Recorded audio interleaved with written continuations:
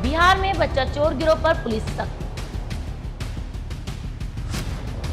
Patna junction से बच्चा चोर गिरोह पकड़ा गया। अफवाह फैलाने वालों पर भी पुलिस की नजर। दानापुर अपहरण केस में कई आरोपी गिरफ्तार।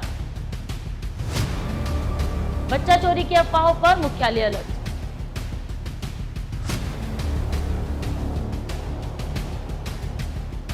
बिहार में सक्रिय बच्चा चोर गिरोह को लेकर पुलिस सतर्क मोड में है।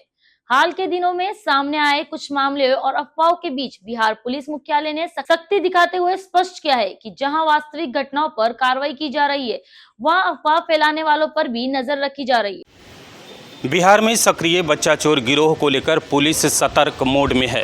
हाल के दिनों में सामने आए कुछ मामलों और अफवाहों के बीच बिहार पुलिस मुख्यालय ने सख्ती दिखाते हुए स्पष्ट किया है कि जहां वास्तविक घटनाओं पर कार्रवाई की जा रही है, वहीं अफवाह फैलाने वालों पर भी नजर रखी जा रही है। बिहार पुलिस मुख्यालय के एडीजी कमजोर वर्ग अमित जैन ने जानकारी देते हुए बताया कि वर्ष 2025 में पटना जंक्शन रेलवे स्टेशन पर सक्रिय बच्चा चोर गिरोह का सफलतापूर्वक उद्भेदन किया गया था।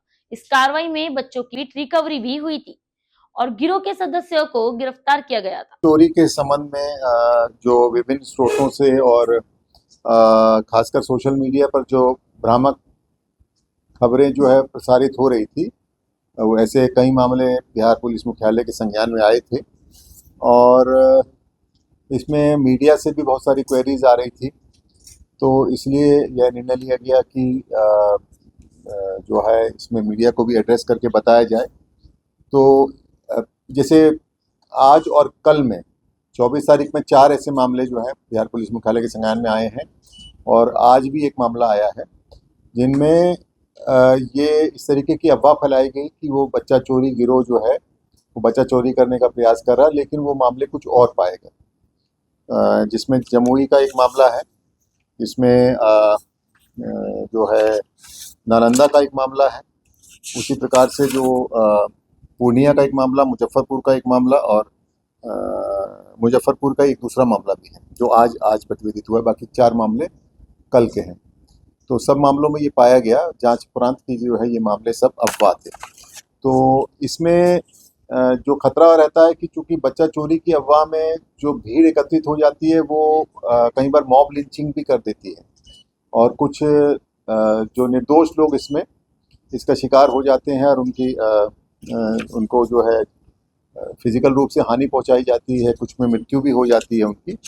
तो इसलिए हम आप लोगों के माध्यम से अपील भी करना चाहते हैं आम जनता से कि किसी भी परिस्थिति में अगर कोई ऐसी अफवाह मिलती है तो कभी भी कानून को अपने हाथ में न लें। डायल 112 जो इमरजेंसी रिस्पांस सिस्टम है पुलिस का, उस पर डायल करें या संबंधित निकटतम थाना को सूचना दें। पुलिस तुरंत वहां पहुंचेगी और उसके वेरीफाई करेगी उस इंफॉर्मेशन को और जो भी उचित कार्रवाई होगी, लीगल कार्रवाई होगी, विधिक कार्रवाई होगी, वो करेगी। तो इस संबंध में कुछ मीडिया वालों ने ये जानकारी भी लेनी चाहिए थी कि कितने मामले 2025 में गुमशुदगी के प्रतिवेदित हुए। तो आपको ये जानकारी के लिए बता दें कि बिहार में पूरे राज्य में कुल 14,699 मामले प्रतिवेदित हुए थे 2025 में, जिसमें 12,526 जो हैं बालिकाएं थी और करीब 2,173 जो हैं वो बालक थे। और उसमें से 7,772 बालक बालिकाओं को जो है उनको रिकवर कर लिया गया पुलिस द्वारा। कुल 6,927 जो हैं बच्चे अभी भी अनट्रेस्ड हैं। लेकिन ऐसी भी संभावना है कि कई बार वो बच्चे रिकवर हो जाते हैं, लेकिन चूंकि पुलिस रिकॉर्ड अपडेट नहीं होते हैं, इस कारण से भी उनकी रिकवरी जो है वो पुलिस रिकॉर्ड में अपडेट नहीं हो पाती। तो इसको भी हम लोग दूर करने के लिए सभी ऐसे मामले जो अभी पुलिस रिकॉर्ड में जिन पर अनट्रेस चल रहे हैं ना, उनको वेरीफाई करके अपने रिकॉर्ड अपडेट करने के लिए निर्देश दे चुके हैं। और सभी पुलिस अधिकारियों को ये भी निर्देश दिया है कि ऐसी कोई भी सूचना मिलती है जिसमें बच्चा चोरी की कोई रिपोर्ट या कोई शिकायत आती है तो उसको तुरंत जो है स्थानीय स्तर पर वेरीफाई करें और अगर वो अफवाह है तो सोशल मीडिया के माध्यम से, अन्य माध्यमों से प्रचार प्रसार कराएं कि इस अफवाह पर ध्यान न दें, और अगर कोई सही घटना है तो उसमें जो भी विधिक कार्रवाई है वो करें। और आपको बता दें कि सुप्रीम कोर्ट का भी आदेश है कि अगर कोई बच्चा मिसिंग रहता है 24 घंटे से अधिक तो उसमें तुरंत FIR दर्ज होती है। ये करनी है। और उस सब में एफआईआर दर्ज की जाती है और उसके लिए एक पूरा प्रोसेस, एक एसओपी निर्धारित है, भारत सरकार के द्वारा भी निर्धारित है, सुप्रीम कोर्ट की भी गाइडलाइंस है, जो बाल विकास मंत्रालय भारत सरकार को उसकी भी अपनी एसओपी है और बिहार पुलिस ने भी एसओपी की है। और जे रूल्स 92 में भी एसओपी निर्धारित किए गए कि अगर कोई बच्चा गुमशुदा होता है तो उसमें किस तरीके की प्रक्रिया अपनाई जानी है उसकी रिकवरी के लिए।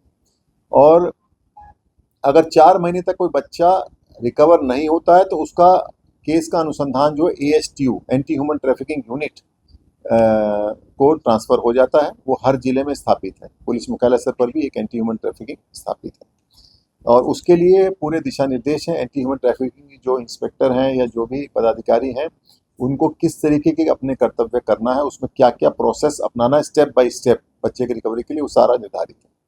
उसके अलावा भारत सरकार के बाल विकास मंत्रालय का एक मिशन वात्सल्य करके एक पोर्टल है, पूरे इंडिया के सभी स्टेट्स उसमें उस पोर्टल पर हैं और बिहार के भी करीब जो है 1196 थाने उस पर मैप्ड है और उसका लॉगिन आईडी और पासवर्ड सब थानों को दिया हुआ है। अगर कोई भी बच्चा मिसिंग होता है, उसमें एफआईआर होती है, तो उसकी एंट्री, उसके जो भी बच्चे के प्रोफाइल जिसमें भी उसके जो डिटेल्स हैं पूरे उसमें एंट्री करनी है। उसमें 2 तरीके के हैं, मिसिंग और रिकवरी, 2 उसमें हेड्स हैं।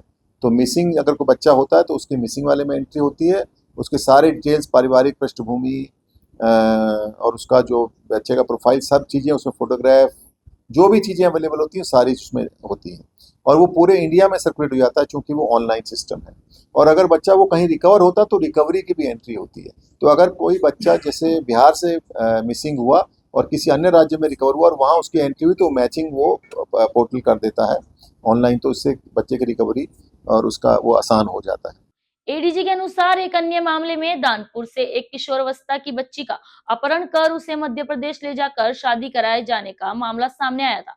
इस मामले में पुलिस कार्रवाई करते हुए पटना जिला, भोजपुर जिला और रोहतास जिला के कई आरोपियों को गिरफ्तार किया था। एक प्रभारी को सूचना मिली थी कि पीएमसीएच के रिकवरी वार्ड से एक नवजात बच्चे को चोरी कर लिया गया है। तो तत्काल फुटेज का अवलोकन करते हुए और मैनुअल सोर्सेज से करते हुए पीएमसीएच प्रभारी जो है तेजी से कैंपस में त्वरित कार्रवाई किए तो वो महिला चोरी किए गए बच्चे के साथ कैंपस के अंदर ही पकड़ी गई और बच्चे की पहचान भोला पासवान जो कमला नेहरू नगर कोतवाली के रहने वाले हैं उनके बच्चे के रूप में हुई है। इस संबंध में जो महिला चोरी कर रही थी उसको गिरफ्तार किया गया और उसका नाम जैकी है, जो मुन्नाचक पत्रकार नगर की रहने वाली है और विधिवत कार्रवाई करते हुए कांड दर्ज किया गया और उनको न्यायालय में विचारण किया गया जहाँ से उनको न्यायिक हिरासत दी गई।